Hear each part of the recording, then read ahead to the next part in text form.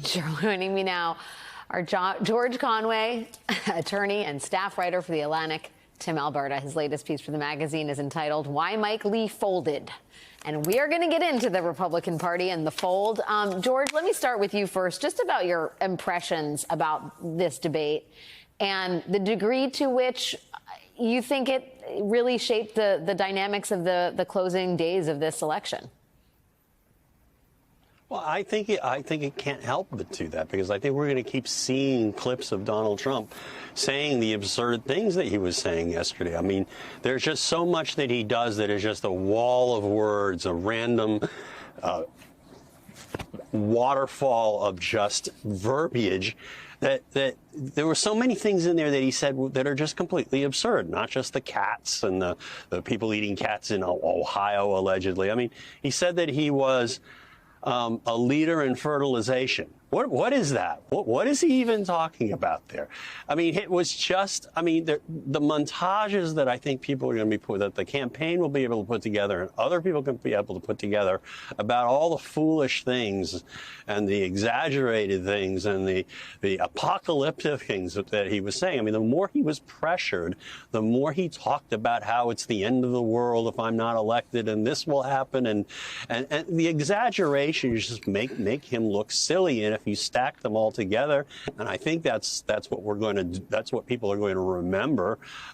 It's going to be brutal for him. I do wonder, Tim, you know, it's not, of course, just Donald Trump who's going to have to answer for some of the things he said last night, whether that's potentially siding with Vladimir Putin in the war in Ukraine, maybe enacting a national abortion ban. I mean, this is stuff that any Republican on a ticket in November is going to have to talk about. And your magnum opus in The Atlantic talks about the concessions that formerly skeptical members of the party have made in order to gain power and relevance within today's, you know, Trump-owned GOP. I sort of wonder, you know, as you tell the story of Mike Lee, how you think that story, you know, changes or doesn't change based on a performance like the one last night from Donald Trump, and just, you know, how difficult it is for those Republicans who still have a conscience but haven't disavowed Trump. Well, Alex, it's interesting. I spent the day talking with a number of people close to Trump, close to the campaign, and, you know, the way that they sort of play this off is, well, we're sort of back to where we were a year ago, which is that this is a coin flip, and it's going to come down to, you know, 100,000 voters spread across maybe 12 counties in 3 or 4 states, and that's that. But if you compare that to where the Trump campaign was just 3 months ago, which is they were, I think, pretty comfortably closing in on 320, 325 electoral votes, and Democrats down the ballot in Michigan, Wisconsin, Pennsylvania, Arizona, Georgia, elsewhere were in serious trouble. This feels like an entirely new campaign. It feels like a tale of two campaigns in many ways. And so it's interesting that when we were in Milwaukee this summer, when really it felt like this was the high watermark for Trump, for the Republican Party, they were all sort of on cruise control and on cloud nine, feeling like this was turning into a wave election for them. You felt this unity. It was a party that for the first time really in a decade felt entirely coalesced around Donald Trump. No reservations, no dissenters. It was all MAGA all the time. And what's interesting is that now, when you're dealing with this sort of reset that we're seeing, specific to not just last night, but specific to, I'd say, the last 2 or 3 weeks of the campaign, with the numbers really leveling out and the Trump campaign showing some real signs of fatigue here. Some of those same Republicans who felt really good a couple of months ago and who were all on board, they are not anymore. And you can hear it in their voice.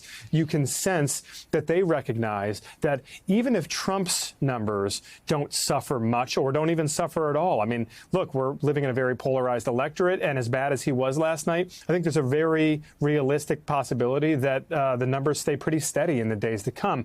But that's because of Trump's perceived strengths and weaknesses already being so baked into the minds of so many millions of voters. But what about those down ballot Republicans? Do they suffer as a result of this? And I think that is the fear among a lot of Republicans, that Trump's numbers are going to remain pretty stable no matter what, but that among moderates, among independents, that they suffer when he has a performance like the one he did last night. Yeah, it seemed to me, George, I don't know if you saw it this way, but Kamala Harris was trying to embarrass Trump, not just for the benefit of Democrats to rile them up and get them to the polls, but also embarrassing him in the eyes of moderate voters and maybe even moderate Republicans. Jonathan V. Last writes in the on the Bulwark the degree to which she just was laser focused on issues that resonate with those sort of old guard Republican centrists.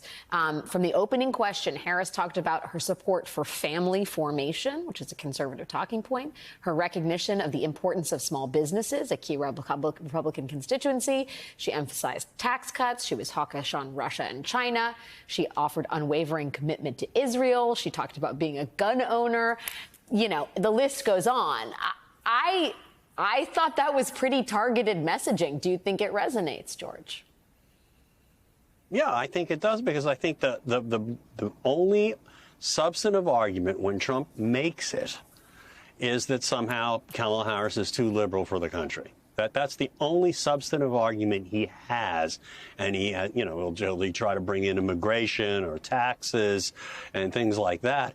And she just hacked right to the center, and she basically this was the same thing that happened in the convention, where they basically took over the flag. I mean, Donald Trump spends all his time trashing on America, not offering a vision for the future. It's a very negative, dystopian view of the country, and she's speaking positively about the country, and not about the government, but about the people in the country, about the ability of people, maybe with a little help from the government, or with a little less interference from the government, being able to accomplish things for themselves and for their families and small businesses and so on.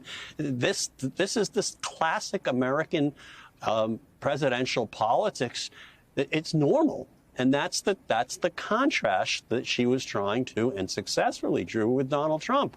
And then she'd say, and then watch the other guy's rallies where he talks about Hannibal Lecter, and of course, he goes off and chases the rabbit. Yeah. It was beautiful, though, the transitions that she made back and forth between putting together a positive vision, introducing herself to the public that haven't focused on her, and then contrasting herself with him, and then just giving the side eye was so powerful. Okay, she didn't overdo it. She just looked at this man the way we all look at him. It's like, what is his frickin' problem? What's he even talking about? But she did it in such a controlled fashion. I mean, it was the split screen, I think, at the end of the day, that destroyed Trump. Not just the words that he used and the words that she used, because we know what we've heard them say a lot of these things before. But the split screen, and that's what actually hurt Biden last time. The split screen was him. He had this blank look on his face. It mattered a lot.